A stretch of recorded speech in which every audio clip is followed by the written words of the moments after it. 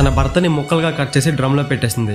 వీడియోని పూర్తిగా చూడండి, నేనే ఎక్స్ప్లెయిన్ చేస్తా. ఇతని పేరు సౌరభ్, ఇండియన్ మెర్చెంట్ నేవీలో జాబ్ చేస్తున్న ఒక వెల్ సెటిల్డ్ పర్సన్. అండ్ ఈవిడి పేరు ముస్కాన్. వీళ్ళిద్దరికి 2016లో పెళ్లి జరిగింది, అది కూడా లవ్ మ్యారేజ్. ఇంట్లో వాళ్ళు ఒప్పుకోలేదని రిజిస్టర్ మ్యారేజ్ చేసుకుని పేరెంట్స్ కి దూరంగా బతికేవాళ్ళు. వీళ్ళకి 6 సంవత్సరాల పాప కూడా ఉంది. ఈ సౌరభ్ 6 నెలలు డ్యూటీలో ఉండేవాడు, ఇంకా 6 నెలలు ఇంట్లో ఉండేవాడు.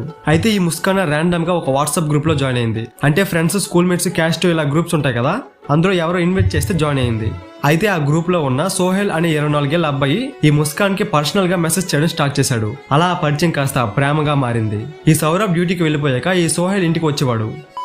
కొన్ని చెడు అలవాట్లకి బానిసైపోయి తన హస్బెండ్ ప్రేమను మర్చిపోయి ఈ సోహెల్ తో డీప్ గా లవ్ లోకి వెళ్ళిపోయింది. ఇక వీళ్ళిద్దరూ పెళ్లి చేసుకోవడానికి వేరే దారి లేక వాళ్ళ హస్బెండ్ ని చంపేద్దాం అనుకున్నారు. ఈ సౌరభ్ డ్యూటీ నుంచి ఎప్పుడింటికి వచ్చినా చెప్పి వచ్చేవాడు, కానీ ఈసారి చెప్పకుండా వచ్చి సర్ప్రైజ్ చేద్దామని ఫిబ్రవరి 23 or 25 ఇంటికి వచ్చాడు. ఆ టైంలో ఈ సోహెల్ ఇంట్లో లేడు కాబట్టి వీళ్ళు బతికిపోయారు.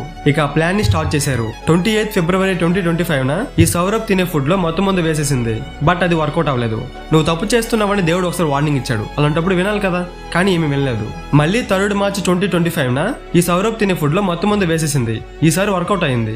తరువాత ఈ సోహెల్ ని ఇంటికి పిలిపించి ఒక డ్రమ్ము ఇంకా కొన్ని బస్తాల సిమెంట్ ని తెప్పించింది. ఈ సౌరభ్ బాడీని ముక్కలుగా కట్ చేసి డ్రమ్ లో పెట్టేసి సిమెంట్ తో కవర్ చేసేసారు.